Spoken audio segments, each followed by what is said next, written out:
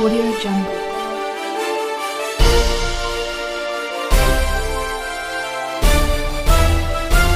Audio Jungle. नमस्कार दोस्तों, मैं महिपाल सिंह काजला विनय कोचिंग पलसाना यूट्यूब चैनल पर आपका स्वागत है। दोस्तों, पिछली वीडियो में हमने बात की थी राजस्थान के भौतिक प्रदेश में थार के मरुस्थल की, और आज अपन बात करते हैं नंबर 2 अरावली प्रदेश। दूसरा जो राजस्थान का भौतिक प्रदेश आता है वो आता है मध्य अरावली प्रदेश। मध्य अरावली प्रदेश। मध्य अरावली प्रदेश की बात की जाए तो जो मध्य अरावली प्रदेश है, इसका सबसे पहले बात करते हैं अपनी अरावली के निर्माण या उत्पत्ति की। तो इसका जो निर्माण है वो हुआ था गोंडवाना लैंड के प्री कैम्ब्रियन काल में। प्री कैम्ब्रियन काल में हुआ था। अरावली का जो निर्माण था वो गोंडवाना लैंड के प्री कैम्ब्रियन काल में हुआ था। अतः अरावली को गोंडवाना लैंड का अवशिष्ट भाग माना जाता है। अरावली को गोंडवाना लैंड का कौन सा भाग? अवशिष्ट भाग माना जाता है। अरावली का जो मुख्य रूप से जो निर्माण था वो निर्माण धारवाड़ युग की आग्नेय चट्टानों से हुआ था। धारवाड़ युग की आग्नेय चट्टानों से हुआ था। जो अरावली है वो वर्तमान में एक निर्माण के समय अरावली पूछा जाए तो निर्माण के समय अरावली थी एक वलित पर्वतमाला। निर्माण के समय क्या थी? एक वलित पर्वतमाला। जबकि वर्तमान में ये क्या है? अवशिष्ट पर्वतमाला है। वर्तमान में क्या है? ये अवशिष्ट पर्वतमाला है। निर्माण के समय क्या थी? वलित है। जबकि वर्तमान में क्या है? अवशिष्ट पर्वतमाला है। इसके बाद में अरावली विश्व की क्या है? सबसे प्राचीनतम पर्वतमाला मानी जाती है।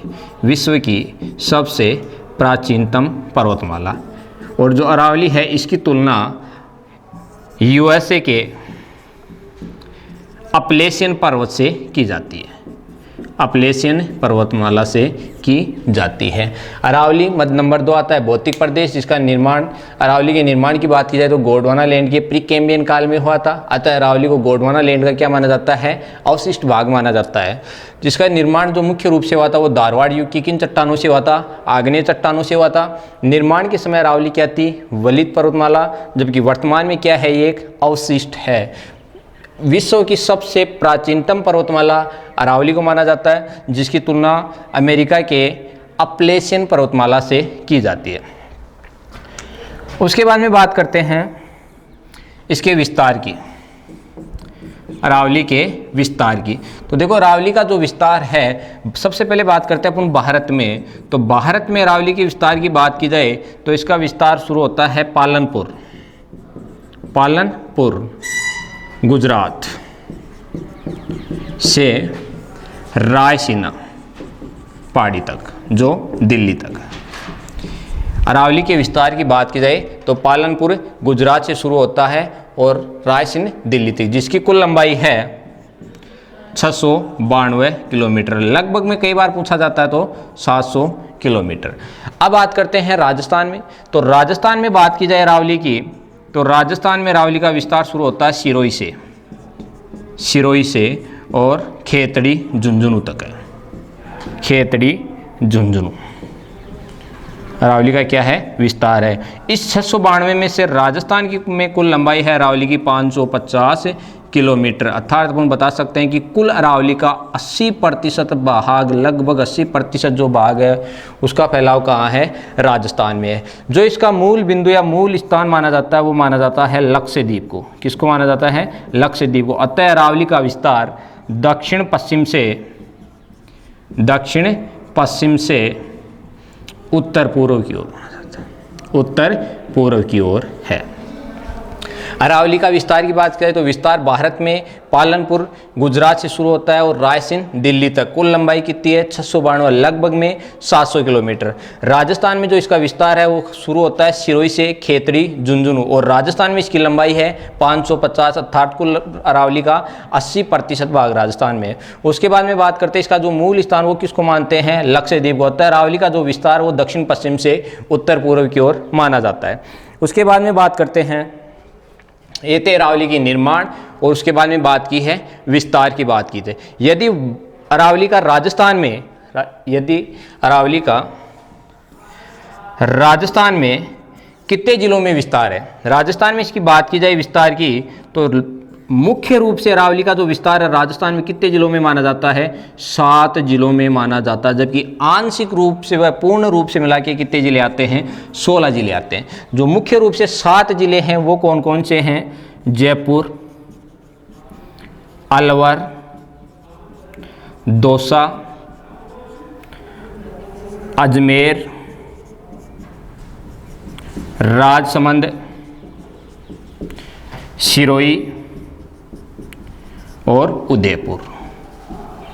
राजस्थान में अरावली के विस्तार की बात की जाए तो राजस्थान में मुख्य रूप से 7 जिले आते हैं, जबकि आंशिक व पूर्ण रूप से 16 जिले आते हैं। तो जयपुर, अलवर, दौसा, अजमेर, राजसमंद, सिरोही और उदयपुर, इनमें अरावली का मुख्य रूप से क्या है, विस्तार है।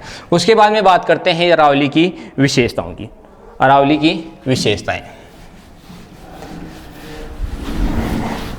तो देखो अरावली की क्या क्या विशेषताएं हैं।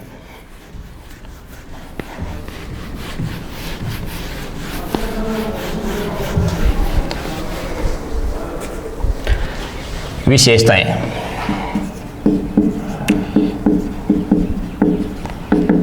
अरावली की विशेषताएं तो सबसे पहले बात करते हैं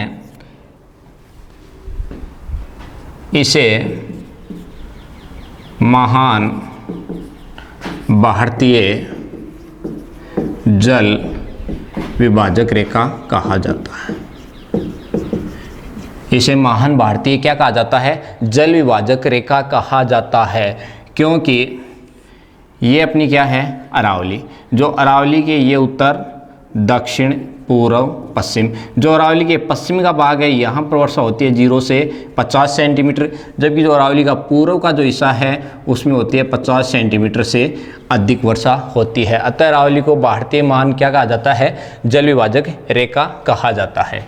उसके बाद में बात करते हैं अरावली का निर्माण धारवाड़ युग की किन से हुआ था, आग्नेय चट्टानों से। अतः अरावली में या इस प्रदेश में आग्नेय चट्टानों की क्या है, प्रधानता है। किन चट्टानों की, आग्नेय चट्टानों की। अतः यह प्रदेश धात्विक खनिज के लिए संपन्न है। किन खनिजों के लिए, धात्विक खनिजों के लिए। राजस्थान का कौन सा भौतिक प्रदेश संपन्न है, तो मध्य अरावली प्रदेश। और धात्विक खनिज की बात की जाए तो जैसे लोहा, चांदी, सीसा, जस्ता आदि खनिजों के लिए संपन्न प्रदेश है। उसके बाद में बात करते हैं अरावली की। तो अरावली राजस्थान में नदियों को 2 भागों में विभाजित करती है। नदियों को 2 भागों में विभाजित करती है। 2 भागों में, नंबर 1 बंगाल की खाड़ी में जाने वाली और नंबर 2 अरब सागर में जाने वाली। नंबर 1 बंगाल की खाड़ी में जाने वाली और नंबर 2 अरब सागर में जाने वाली। उसके बाद में बात करते हैं नंबर 4 इस प्रदेश की क्षेत्रफल। तो इस प्रदेश का या अरावली का जो क्षेत्रफल है वो है 9%। लगभग कितना है, 9%। इस प्रदेश में जनसंख्या, इस प्रदेश में जनसंख्या, कुल जनसंख्या कितना प्रतिशत पाया जाता है, 10% पाया जाता है। इस प्रदेश की बात की जाए जलवायु की तो जलवायु है उपाद्र। जलवायु कैसी है, उपाद्र। उसके बाद में बात करते हैं वनस्पति की। तो वनस्पति मिश्रित पतझड़, मिश्रित पतझड़। औसत वर्षा की बात की जाए, औसत वर्षा, तो औसत वर्षा है 50 से 60 सेंटीमीटर, जबकि सर्वाधिक होती है उदयपुर में, सर्वाधिक उदयपुर में, और उदयपुर में होती है सर्वाधिक उदयपुर में होती है 80 से 100 सेंटीमीटर। उसके बाद में बात करते हैं मिट्टी की। तो मिट्टी की बात की जाए तो मिट्टी है यहाँ पर पर्वतीय मिट्टी। कौन सी मिट्टी पाई जाती है? पर्वतीय मिट्टी। उसके बाद में बात करते हैं कि अरावली को राजस्थान का क्या कहा जाता है? मेरुदंड। राजस्थान का मेरुदंड कहा जाता है। अरावली का स्थानीय नाम पूछा जाए तो स्थानीय नाम आडावल पर्वत, आडावल पर्वत की संज्ञा दी जाती है। उसके बाद में अरावली की औसत ऊंचाई है 930 मीटर। औसत ऊंचाई कितनी है? 930 मीटर। तो ये क्या है अरावली कुछ विशेषताएं। सबसे पहले बात करते हैं कि इसे महान भारतीय जल विभाजक क्या कहा जाता है? रेखा कहा जाता है। इस प्रदेश में आग्नेय चट्टानों की क्या है? प्रधानता। अतः ये किन खनिजों के लिए संपन्न प्रदेश है? धात्विक खनिजों के लिए संपन्न प्रदेश है, जैसे लोहा, चांदी, सीसा, जस्ता आदि।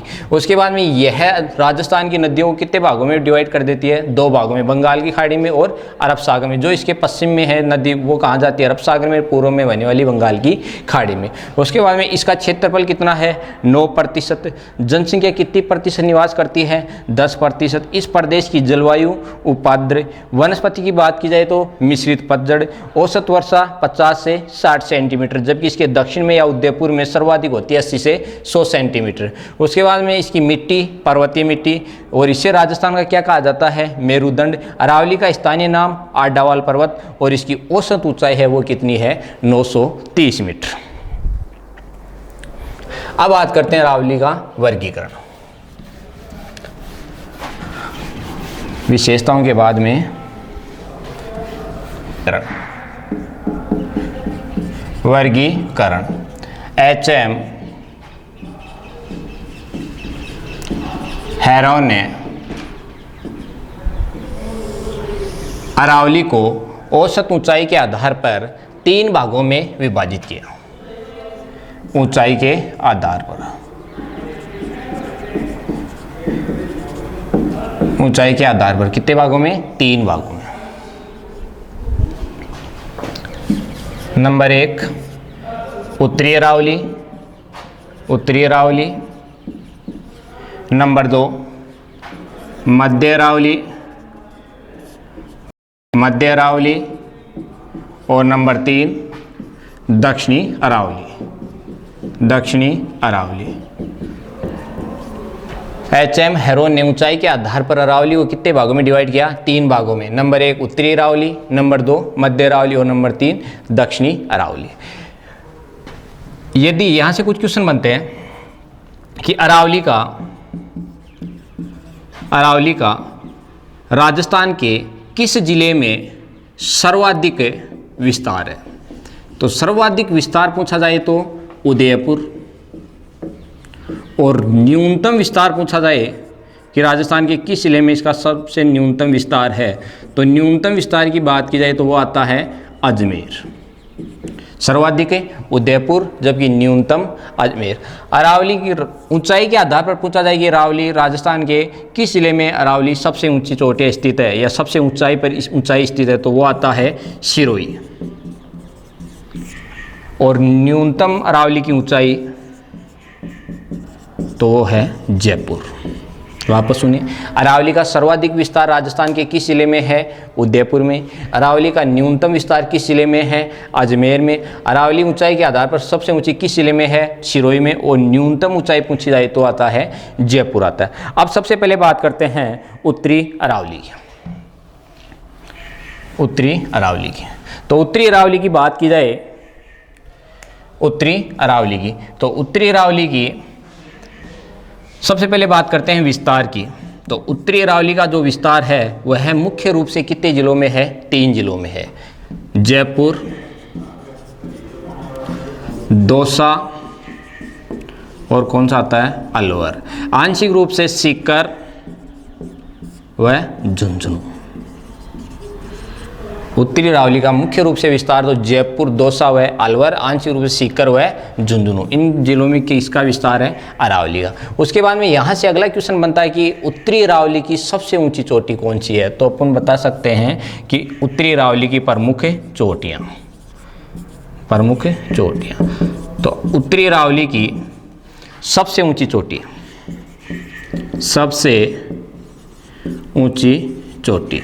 तो सबसे ऊंची जो चोटी आती है वो आती है रघुनाथगढ़,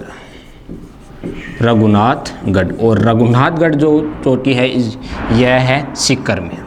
कहाँ पड़ती है? सीकर में, और इसकी ऊंचाई है 1055 मीटर। उत्तरी अरावली की सबसे ऊंची चोटी कौन सी है? रघुनाथगढ़। कहाँ स्थित है? सीकर में, और ऊंचाई कितनी है? 1055। उसके बाद में इसकी दूसरी जो सबसे ऊंची चोटी है,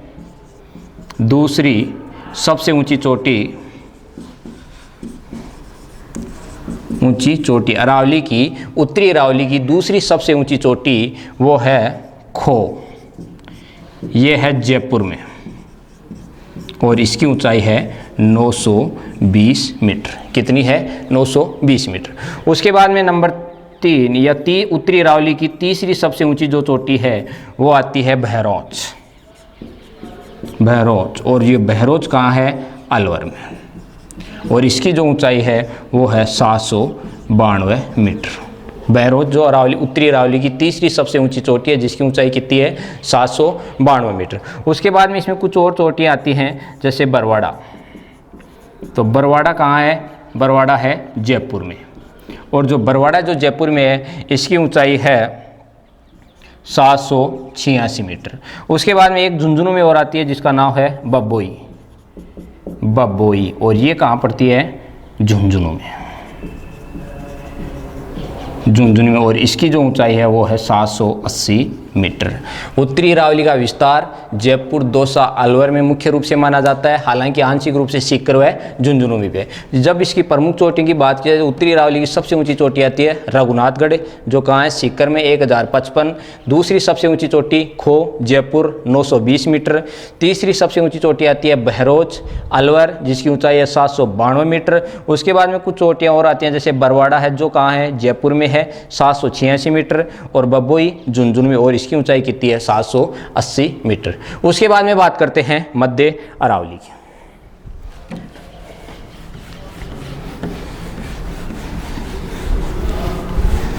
मध्य अरावली, यहाँ से एक क्वेश्चन और बन सकता है कि उत्तरी अरावली में यदि पूछा जाए आपसे दर्रा कि उत्तरी अरावली में कौन कौन से दर्रे हैं, तो उत्तरी अरावली में कोई या किसी भी प्रकार का कोई दर्रा नहीं है। अब बात करते हैं मध्य अरावली की। तो मध्य अरावली की बात की जाए तो मध्य अरावली का सबसे पहले बात करते हैं विस्तार की। तो इसका जो विस्तार है वो है अजमेर व भीलवाड़ा में। मुख्य रूप से इसका विस्तार कहाँ है? अजमेर में है। मध्य अरावली का मुख्य रूप से विस्तार कहाँ है? अजमेर में। उसके बाद में बात करते हैं कि मध्य अरावली की प्रमुख चोटियाँ। तो नंबर 1 टोटगढ़, जिसे मेरिया जी भी कहा जाता है। उसके बाद में बात करते हैं नंबर 2 तारागढ़, और नंबर 3 आता है नाग पहाड़। ये हैं मध्य अरावली की 3 प्रमुख चोटियाँ, टोटगढ़, तारागढ़ व नाग पहाड़। टोटगढ़ है, उसी का दूसरा नाम क्या है? मेरिया जी। इसके बाद में बात करते हैं इनकी ऊंचाई। 933 मीटर है जो टोटगढ़ है, इसकी कितनी है? 933। उसके बाद में 870 है जो तारागढ़ है, इसकी कितनी है? 870। और जो नाग पहाड़ है इसकी कितनी है? 795। टोटगढ़ की 933, तारागढ़ की 870 और नाग पहाड़ की कितनी है? 795 मीटर। तो ये कौन सी थी? मध्य अरावली। अब बात करते हैं कि मध्य अरावली में कुछ दर्रे हैं, उन दर्रों की बात करते हैं कि निम्न में से कौन कौन से ऐसे दर्रे हैं जो मध्य अरावली में है। तो नंबर 1 आता है सुर्रा घाट, नंबर 2 शिवपुरी घाट, ये इसके प्रमुख कुछ दर्रे हैं। Number 1 Surra Ghat, number 2 Shivpuri Ghat, number 3 Parwalia. उसके बाद में बात करते हैं नंबर 4 की अरनिया, उसके बाद में पीपली, और एक और आता है जिसका नाम है जिलवाड़ा। ये इसके क्या है, मध्य अरावली के प्रमुख दर्रे। Number 1 Surra Ghat, number 2 Shivpuri Ghat, number 3 Parvaliya, number 4 Arniya, number 5 Pipli और नंबर 6 जिलवाड़ा। ये थी मध्य अरावली। उसके बाद में बात करते हैं अपन नंबर 3 दक्षिणी अरावली। श्योरी ये 933 नहीं है भाई, ये 935 है। श्योरी 935। अब बात करते हैं दक्षिणी अरावली की।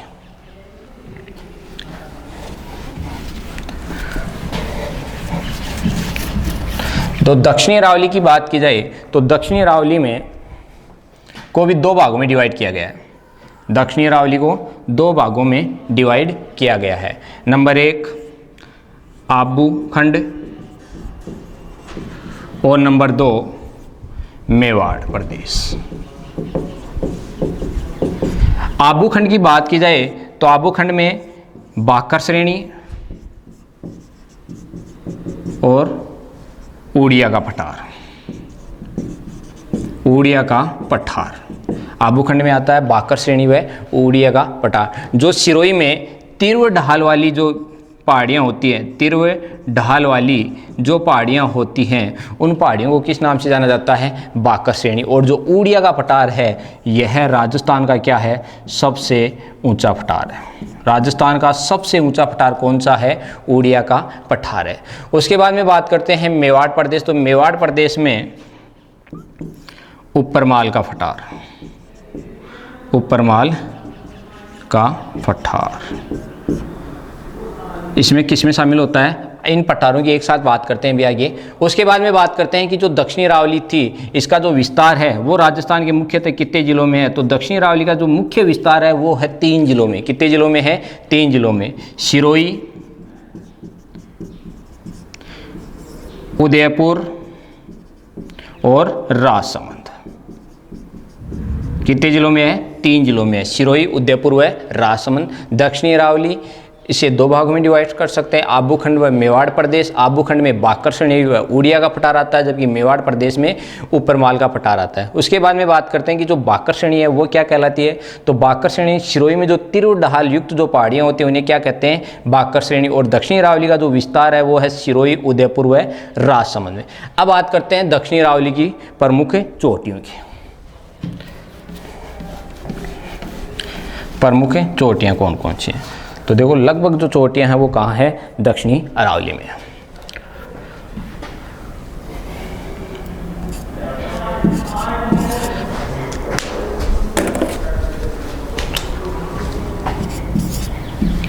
सबसे पहले गुरु शिखर, गुरु शिखर। उसके बाद में शेर, दिलवाड़ा,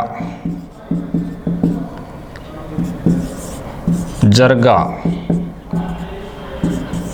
अचलगढ़,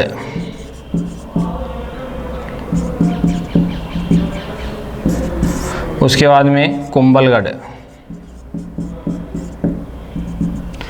गुरु शिखर, शेर, दिलवाड़ा, जरगा, अचलगढ़, कुंभलगढ़। उसके बाद में आती है ऋषभदेव,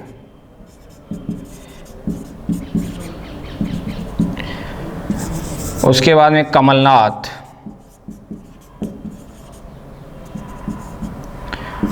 सज्जनगढ़, इसराना बाखर और अंत में रोजा बाखर, रोजा बाखर। नंबर 1 गुरु शिखर, नंबर 2 शेर, number 3 Dilwara, number 4 जरगा, number 5 Achalgarh, 6 Kumbhalgarh, Rishabhdev, Kamal Nath, Sajjangarh, Israna बाखर और रोजा बाखर। ये है दक्षिणी अरावली की प्रमुख कुछ चोटियाँ। गुरु शिखर है वो है सिरोही में। कहाँ है, सिरोही में। शेर ये भी कहाँ है, सिरोही में। दिलवाड़ा सिरोही में। जरगा उदयपुर, अचलगढ़ सिरोही, कुंभलगढ़ राजसमंद, ऋषभदेव सिरोही, कमलनाथ उदयपुर, सज्जनगढ़, उदयपुर, और इसराना बाकर और रोजा बाकर दोनों की दोनों कहाँ है? जालोर। जालोर। अब बात करते हैं इनकी ऊंचाई की। तो सबसे पहले गुरु शिखर, तो गुरु शिखर की है 1722 या 1727। Sher 1597 metre. Dilwara 1442 metre. Jarga 1431 metre. Achalgarh 1380 metre. Kumbhalgarh 1224 metre. Rishabhdev 1017 metre. Kamalnath 1001 metre. उसके बाद में इसराना बाकर 739 मीटर। जो इसराना बाकर है वो कितनी है? 839। और रोजा बाकर है 730 मीटर। ये क्या है इसकी ऊंचाई। तो दक्षिणी अरावली में सर्वाधिक चोटियां हैं जो गुरु, कई इनकी ट्रिक भी चलती है, गुरु से दिल से जरा आशा रखो। तो ये क्या थी अपनी दक्षिणी अरावली। उसके बाद में बात करते हैं इसके प्रमुख दर्रों की। अरावली के प्रमुख दर्रे। उत्तरी अरावली में याद रखना किसी प्रकार का कोई दर्रा नहीं है। इनका स्क्रीनशॉट लेते रहना साथ साथ आप।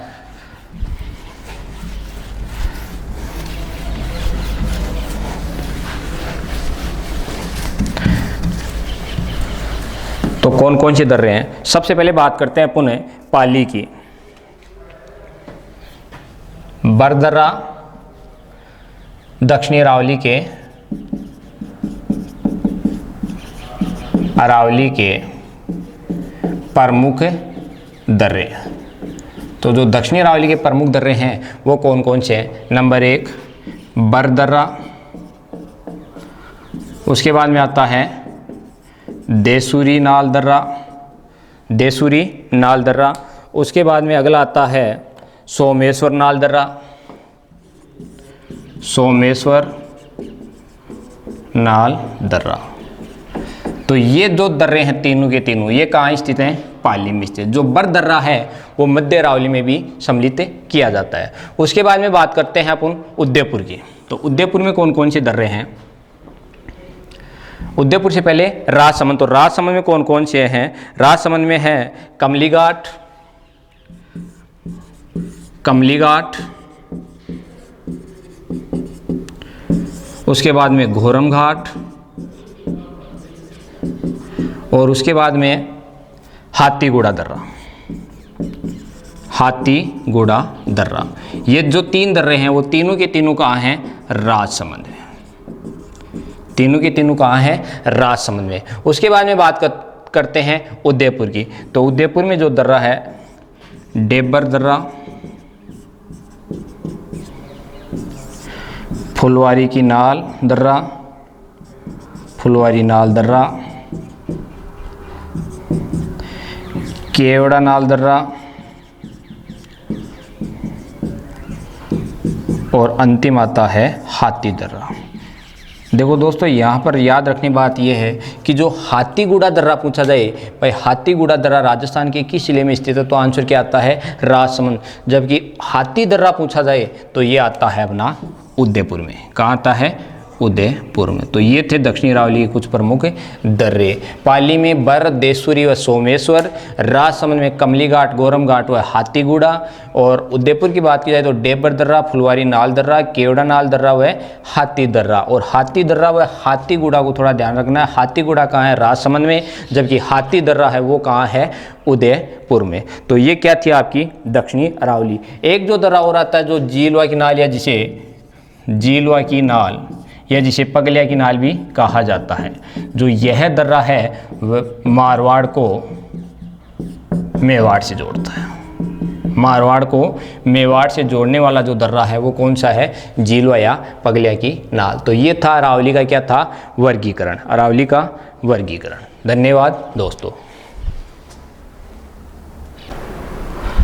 आगे बात करते हैं दोस्तों इसके अरावली में प्रमुख स्थित पठार की। कौन कौन से पठार स्थित हैं।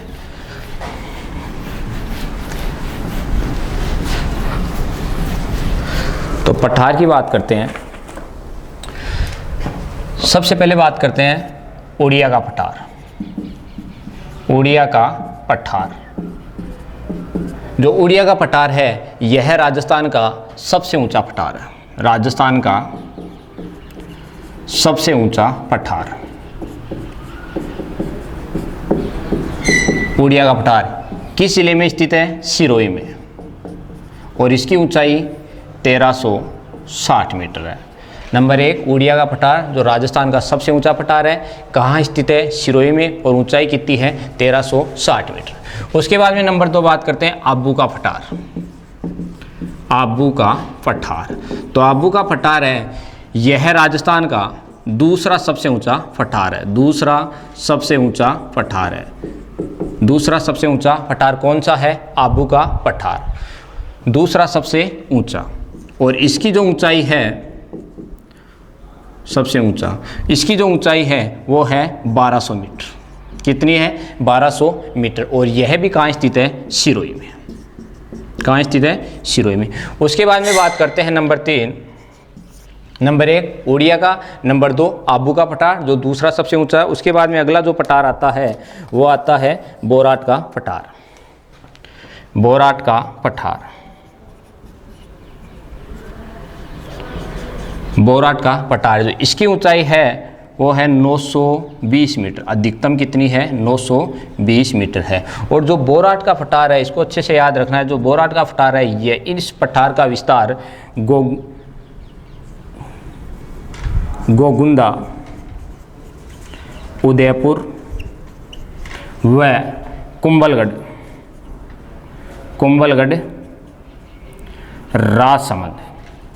राजसमंद के मध्य इसका क्या है? विस्तार। जो बोराट का पठार है यह राजस्थान का तीसरा सबसे ऊंचा पठार है, जिसकी ऊंचाई कितनी है? 920 मीटर है। और इसका विस्तार गोगुंदा, उदयपुर से लेकर कुंभलगढ़ के मध्य बोले तो राजसमंद के मध्य इसका क्या है? विस्तार है। उसके बाद में बात करते हैं नंबर 4। तो जब नंबर 4 जो पठार आता है वो आता है लासड़िया का पठार। लासड़िया का पठार, लासड़िया का पठार। इस पठार की ऊंचाई अधिकतम 640 मीटर है। अधिकतम कितनी है? 640 मीटर है। और यह जो पठार है यह कहाँ स्थित है? उदयपुर जिलों में। और यदि आपसे पूछा जाए कि राजस्थान का दक्षिणतम पठार कौन सा है, तो यह राजस्थान का क्या है? दक्षिणतम पठार है। यह पठार जयसमंद झील के उत्तर पूर्व में स्थित है। जयसमंद झील के किस दिशा में है? उत्तर पूर्व में। नंबर 4 आता है लासड़िया का पठार, ऊंचाई अधिकतम 640, स्थित कहाँ है? उदयपुर में। और यह राजस्थान का क्या है? दक्षिणतम पठार है। और किस झील के उत्तर पूर्व में है? तो जयसमंद झील के क्या है? उत्तर पूर्व में। उसके बाद में अगला जो पठार आता है वो आता है मेसा का पठार। मेसा का पठार, जो मेसा का पठार है यह है चित्तौड़गढ़ में। कहाँ स्थित है? चित्तौड़गढ़ में। और चित्तौड़ जो दुर्ग है वो भी किस पठार पर निर्मित है? मेसा के पठार पर स्थित है। उसके बाद में अगला जो पठार आता है वो आता है हाड़ौती का पठार। हाड़ौती का पठार। और हाड़ौती के पठार की वर्तमान में पूछा जाए कि सर्वाधिक नदियां किस पठार से प्रवाहित हो रही हैं, तो वो किससे होती हैं? हाड़ौती के पठार से सर्वाधिक नदियां क्या हो रही हैं? और सर्वाधिक जो अवनालिका पर्दन हो रहा है वो भी किस पठार का हो रहा है? हाड़ौती के पठार का हो रहा है। उसके बाद में एक पठार और रह गया हमारा पोतवार का पठार। पोतवार का पठार, जो पोतवार का पठार है यह है अलवर में। अलवर व दौसा में। यह राजस्थान के उत्तर पूर्व में स्थित पठार है। उसके बाद में बात करते हैं अगले पठार की, तो वो आता है हमारा ऊपरमाल का पठार। ऊपरमाल का पठार, जो ऊपरमाल का पठार है यह भैंसरोडगढ़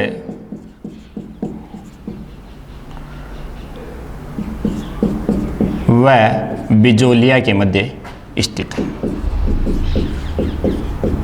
भैंसरोडगढ़ व बिजोलिया के मध्य। भैंसरोडगढ़ बोले तो चित्तौड़, और बिजोलिया भीलवाड़ा। तो ये राजस्थान के क्या थे प्रमुख पठार। सबसे ऊंचा उड़िया, उसके बाद में आबू का पठार, उसके बाद में बोराट का पठार। जो दो पठार हैं वो कहाँ है, सिरोही में स्थित है। बोराट का पठार गोगुंदा उदयपुर और कुंभलगढ़ राजसमंद के मध्य स्थित है। ऊपरमाल का पठार भैंसरोडगढ़ व बिजोलिया चित्तौड़ या भीलवाड़ा के मध्य स्थित है। लासड़िया का पठार उदयपुर में जो राजस्थान का दक्षिणतम पठार है। मेसा का पठार कहाँ है, चित्तौड़, और चित्तौड़ दुर्ग भी किस पठार पर बना हुआ है, तो मेसा के पठार पर। हाड़ौती का जो पठार है इसका वर्तमान में सर्वाधिक क्या हो रहा है, अब नालिका अपर्दन हो रहा है। और पोतवार का पठार स्थित है अलवर व दौसा में, जो राजस्थान के उत्तर पूर्व में स्थित है। उसके बाद में बात करते हैं इसकी अरावली की कुछ भौगोलिक शब्दावली रखी।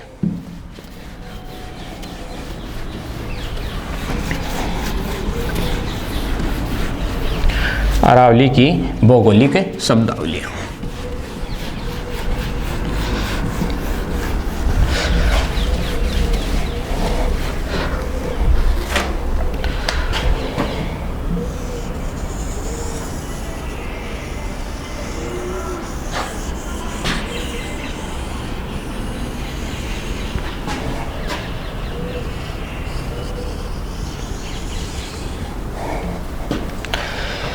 यह है लाठी सीरीज। लाठी सीरीज, तो जो लाठी सीरीज है वो एक क्या है, भूगर्भिक जलपट्टी, और जिसका विस्तार जैसलमेर जिले में है। अब यहाँ से क्वेश्चन पूछा जाता है कि जो लाठी सीरीज है वो किस काल की देन है, तो ये है ट्रायसिक काल। ट्रायसिक काल। उसके बाद में जोधपुर में कुछ गट्टेनुमा पत्थर की आकृति बनी हुई है जिन्हें बा बोल्डर के नाम से जाना जाता है। बा बोल्डर के नाम से जाना जाता है, और है कहाँ ये, जोधपुर में। कहाँ स्थित है, जोधपुर में। कई बार इनका काल पूछा जाता है, तो ये किस काल की देन है, तो कार्बोनीफेरस। कौन सा काल आता है, कार्बोनीफेरस। उसके बाद में पाली जिले में कुछ पहाड़ियाँ हैं जिन्हें जाना जाता है सेंदड़ा की पहाड़ी। सेंदड़ा की पहाड़ी, और इन्हीं को बोला जाता है सर्पाकार आकृति की पहाड़ी। कहाँ स्थित है, पाली जिले में। किस जिले में है, पाली जिले में। उसके बाद में डूंगरपुर व बांसवाड़ा का जो आदिवासी पर्वतीय क्षेत्र है वो कहलाता है मेवल। क्या कहलाता है, मेवल। और डूंगरपुर व बांसवाड़ा का जो स्थानीय क्षेत्र है, स्थानीय क्षेत्र वो कहलाता है वागड़। डूंगरपुर व बांसवाड़ा का पर्वतीय आदिवासी क्षेत्र क्या कहलाता है, मेवल, जबकि जो स्थानीय क्षेत्र है वो क्या कहलाता है, वागड़ कहलाता है। दक्षिणी राजस्थान में आदिवासी क्षेत्र को किस नाम से जाना जाता है, भोमट। किस नाम से जाना जाता है, भोमट, जिसमें मुख्यतः उदयपुर व चित्तौड़ दो जिलों को सम्मिलित किया जाता है। उसके बाद में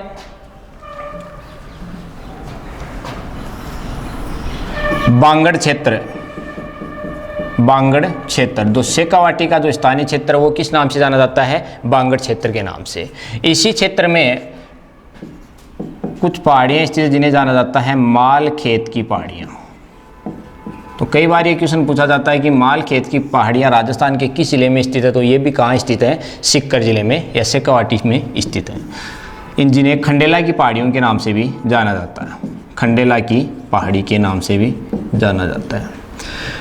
उसके बाद में नाग पहाड़, तो नाग पहाड़ पूछा जाए तो ये है अजमेर में, जहाँ से एक नदी प्रवाहित होती है, कौन सी, लूनी नदी। नाग पहाड़ के बाद में एक पहाड़ी का नाम आता है जिसका नाम है बिजराल। गांव की पहाड़ी दिवेर की पहाड़ी,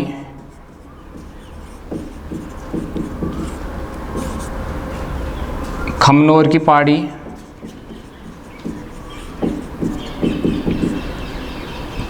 और गोगुंदा की पहाड़ी। गोगुंदा की पहाड़ी है। बिजराल गांव की पहाड़ी राजसमंद में, दिवेर की पहाड़ी राजसमंद में, खमनोर की पहाड़ी राजसमंद में, और गोगुंदा की जो पहाड़ी है ये पड़ती है उदयपुर में। उदयपुर और ये राजसमंद। उसके बाद में अगला क्वेश्चन बनता है, दो शब्द और आते हैं, एक आता है मेरवाड़ा और एक आता है मारवाड़। तो मेरवाड़ा अजमेर के जो आसपास का क्षेत्र है वो क्या कहलाता है, मेरवाड़ा, जबकि जो मारवाड़ है वो जोधपुर के आसपास का क्षेत्र क्या कहलाता है, मारवाड़। उसके बाद में जो जैसलमेर का आसपास का क्षेत्र है वो किस नाम से जाना जाता है, मांड क्षेत्र के नाम से। और योध्य क्षेत्र पूछा जाए तो गंगानगर व हनुमानगढ़। तो ये इसकी क्या थी, कुछ भौगोलिक शब्दावलियाँ थी।